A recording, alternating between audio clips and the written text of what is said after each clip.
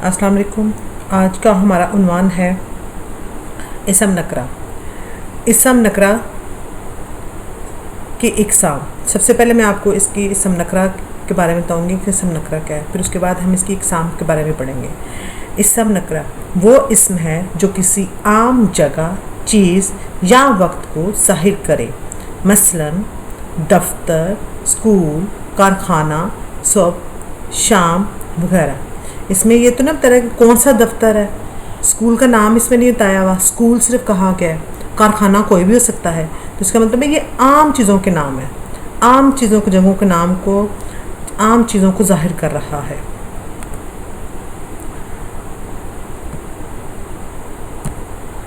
अब हम इसम नकरा की इकसाम के बारे में पढ़ते हैं। इसम आला, इसम सौत, इसम सगर, इसम मुकब्बर, इसम ज़र्फ़। कौन कौन से इसम नकरा की इकसाम है? इसम आला, इसम सौत, इसम मुसग़्ग़र, इसम मुकब्बर, इसम ज़र्फ़। अब हम पढ़ेंगे उनके बारे में। इसम नकरा की जो इकसाम है उनकी तफसील पढ़ेंगे।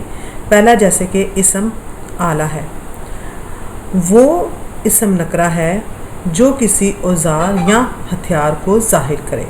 वो इसम नकरा है जो किसी औज़ार या हथियार को ज़ाहिर करे, मसलन चाकू, छुरी, तलवार, बंदूक वगैरह। कोई भी हथियार या औज़ार, वो क्या होंगे? इसम आला। इसम सौत वो इसम नकरा है जो किसी जानदार या बेजान इसम की आवाज़ को ज़ाहिर करे।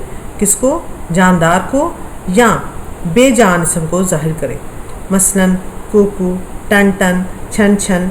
कोई भी आवाज़ जो होगी किसी परिंदे की होगी या किसी चीज़ की आवाज़ होगी, वो किस में आएगी? इसम सौत में। इसम मुसग़्ग़र वो इसम नकरा है जो किसी चीज़ का छोटापन ज़ाहिर करे। क्या ज़ाहिर करे? छोटापन। मसलन देगची, बागीचा। देगची छोटी सी होती है ना, बागीचा भी छोटा बागीचा, बड़ा होगा तो वो बाग कहलाएगा, प्याली वगैरह। इसम मुकब्बर वो इसम नकरा है जो किसी चीज़ का बड़ापन ज़ाहिर करे। क्या ज़ाहिर करे? बड़ापन। मसलन शारग, शाहकार, पगड़, छत्तर वगैरह। इसम ज़र्फ़ वो इसम नकरा है जिससे कोई वक्त या जगह ज़ाहिर करे, मसलन दफ्तर, स्कूल, शाम वगैरह। ये क्या होंगे? इसम